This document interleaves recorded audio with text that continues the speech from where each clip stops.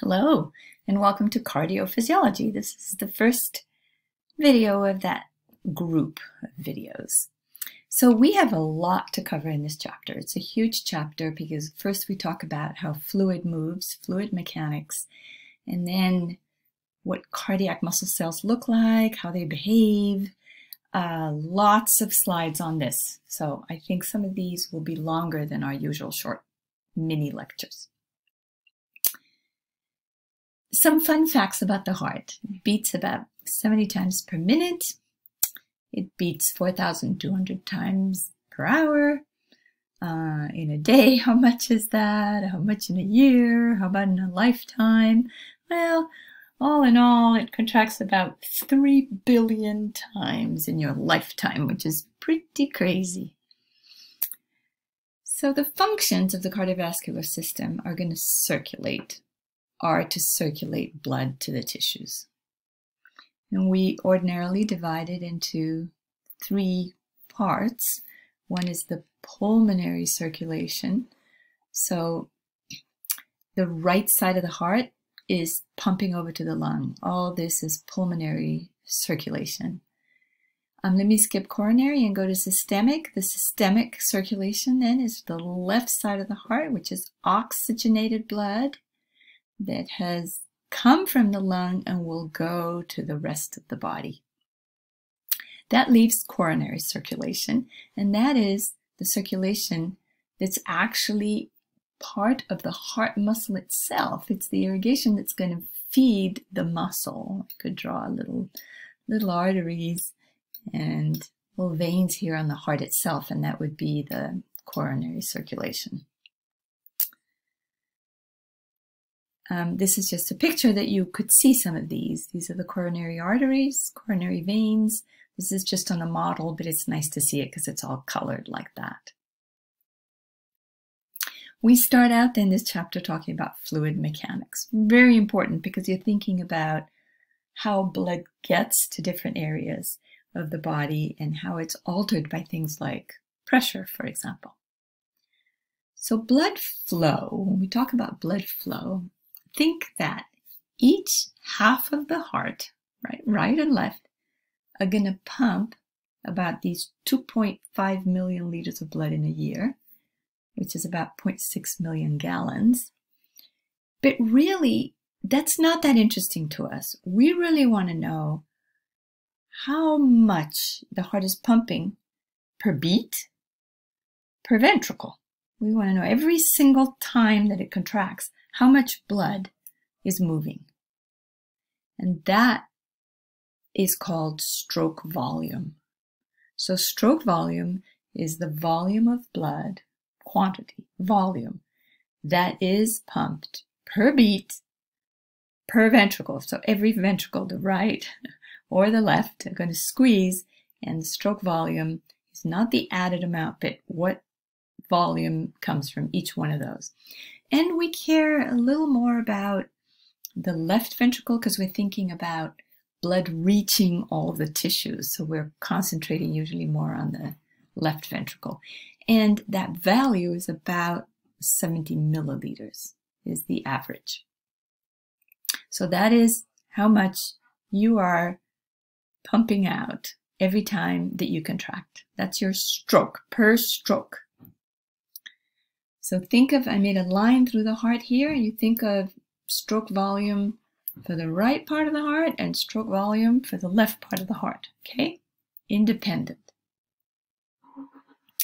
What's the total blood flow? Mostly, we want to know medical values in volumes per minute. You don't talk about your heart in beats, but beats per minute. You don't talk about how much oxygen you consume unless you talk about it in terms of time and how much are you consuming per minute.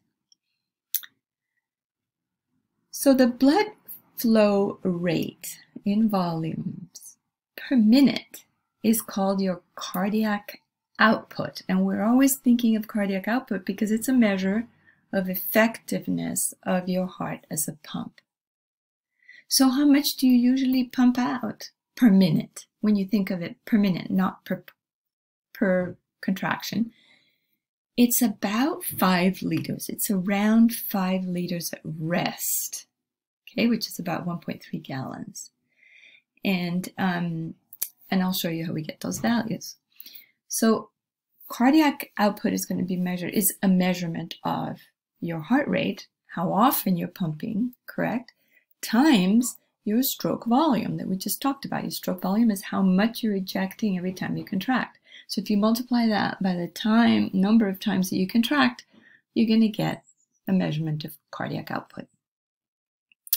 Because heart rate is measured in beats per minute and stroke volume is measured in milliliters per beat, right? This is numerator and this is denominator. Those will cancel out when we multiply these, and we will end up with a value, cardiac output, with a value that is in milliliters per minute.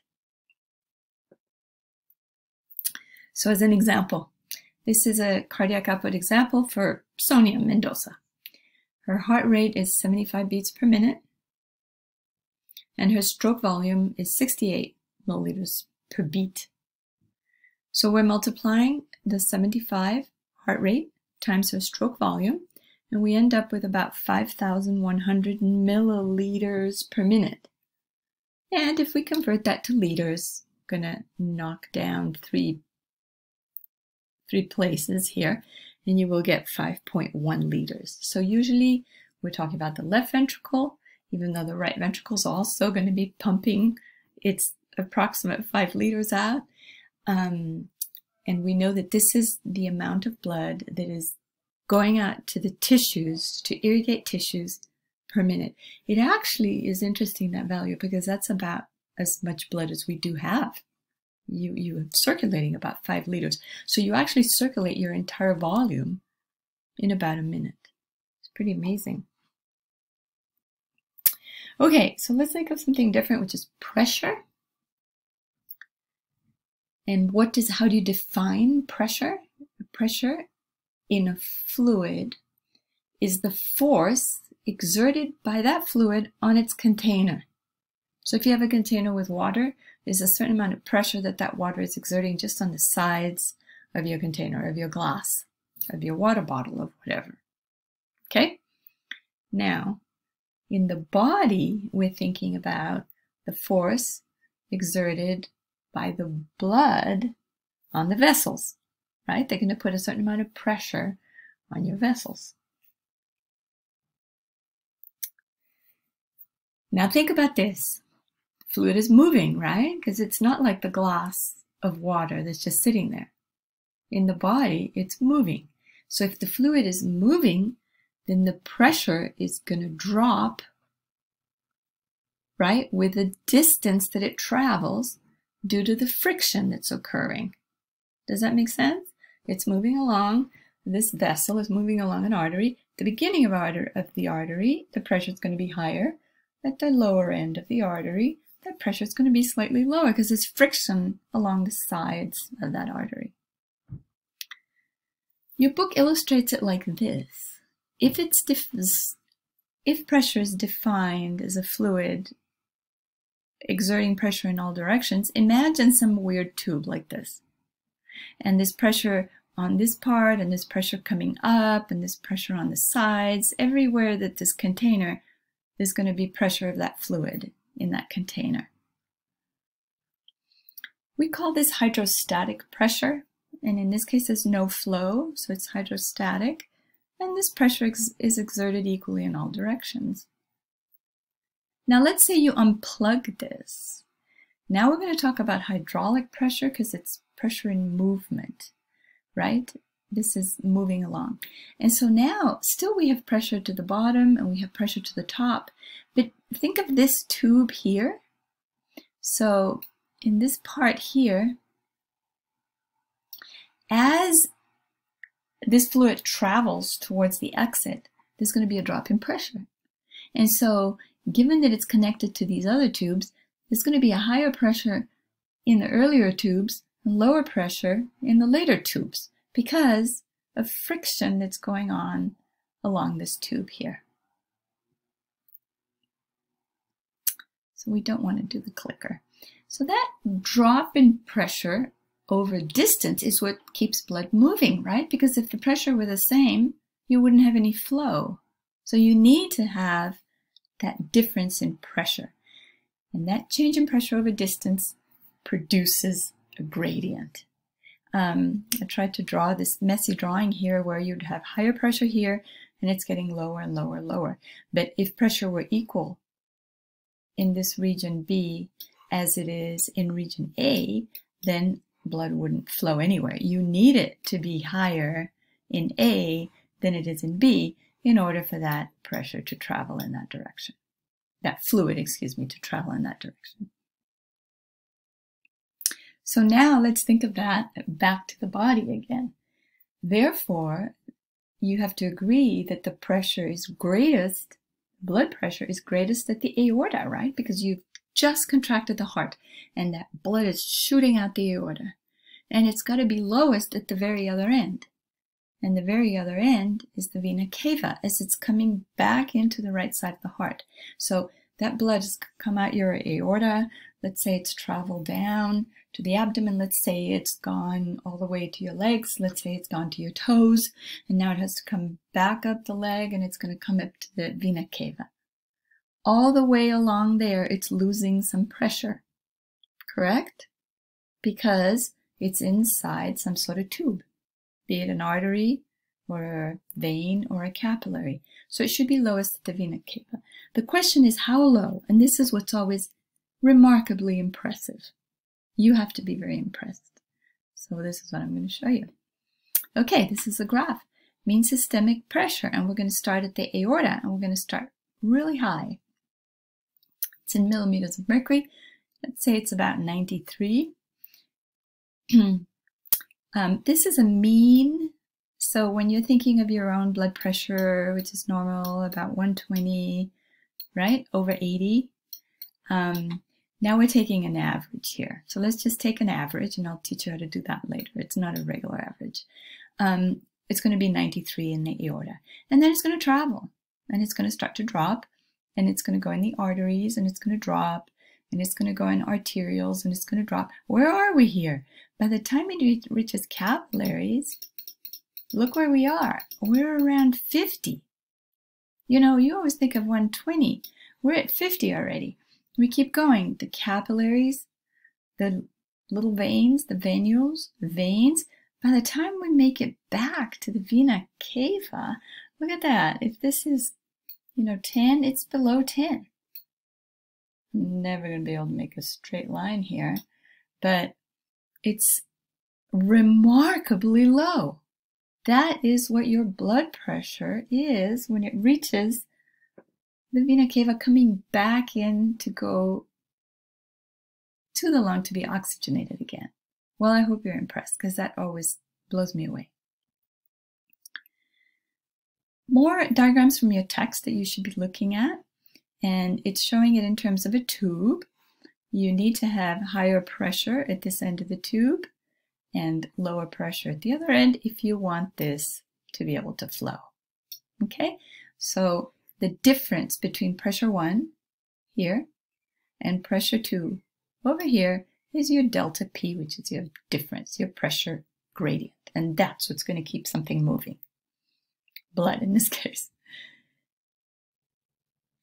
Again, if there's no pressure gradient, there's no flow. If it's 100 millimeters of mercury here and 100 here, it's stopped. It's not going anywhere. So let's compare flow. Flow is going to depend on the delta P and not on the absolute pressure. So look at these two examples. I have one tube here, it could be an artery, that has a pressure of 100 millimeters of mercury at one end and 75 at the other. There's a delta P, there's a pressure gradient, therefore this is going to flow. With what force? Well, we take away 75 from 100 and it's moving. That delta P is of about, that pressure is of about 25 millimeters of mercury. So in this second example, I've got a much lower pressure. It's only 40. But at this end, it's very tiny. It's 15.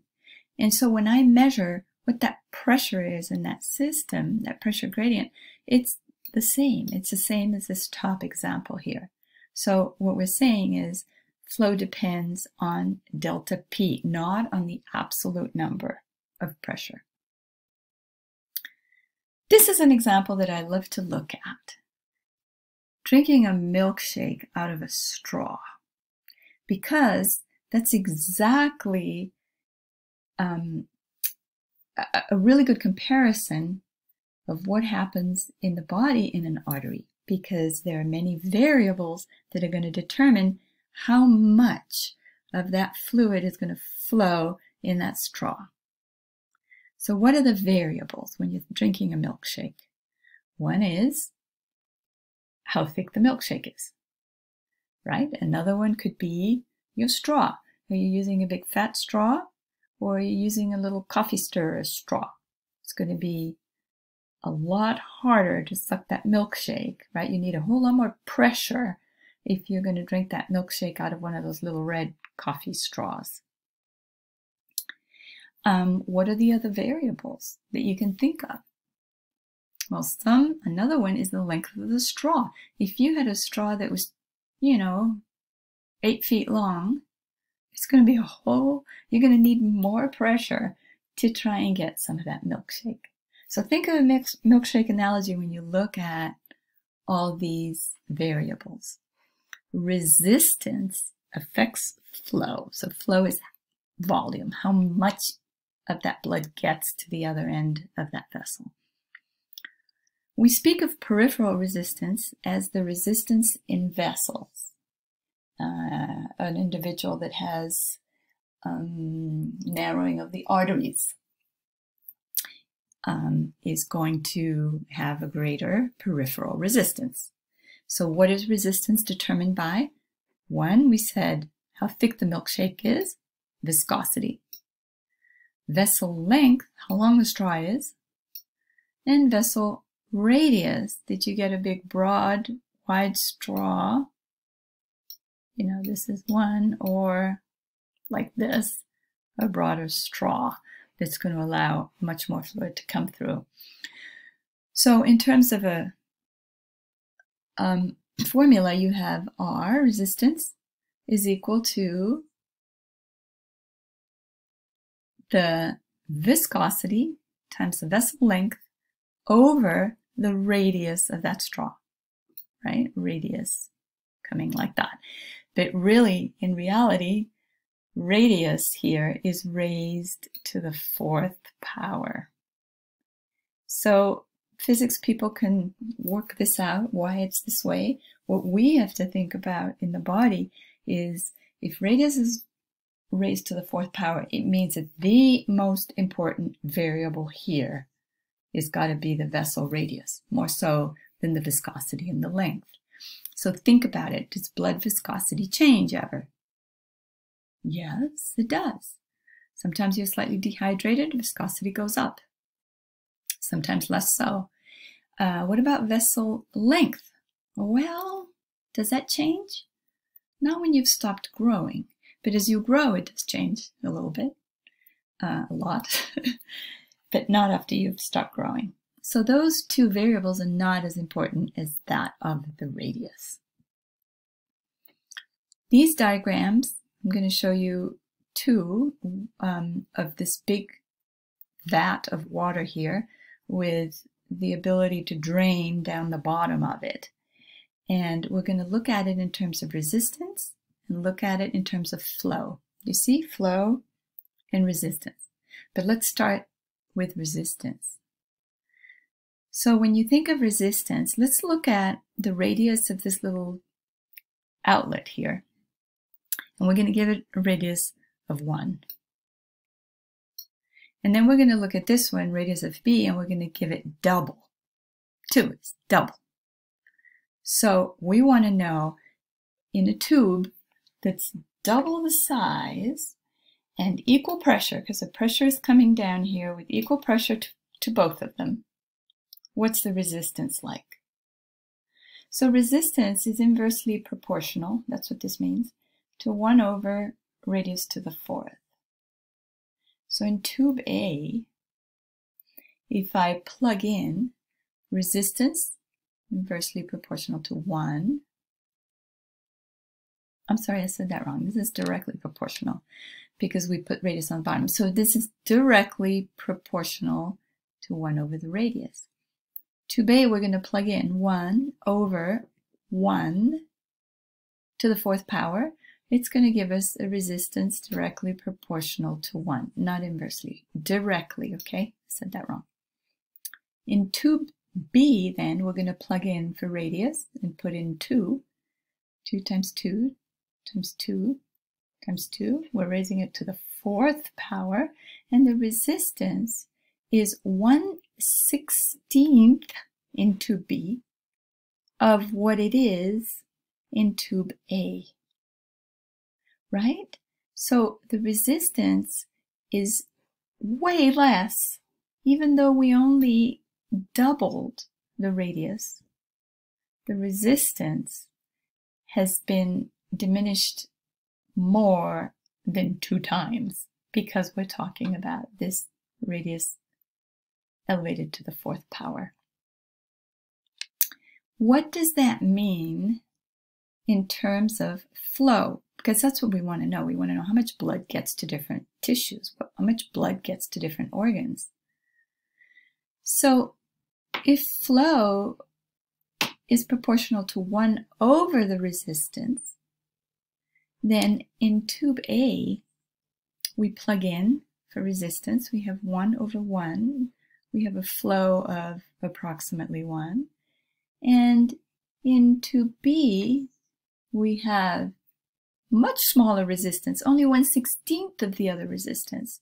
So the flow here is going to be 16 times larger in a vessel whose radius we have doubled. Remember, radius like this, and radius here, whose radius we have doubled.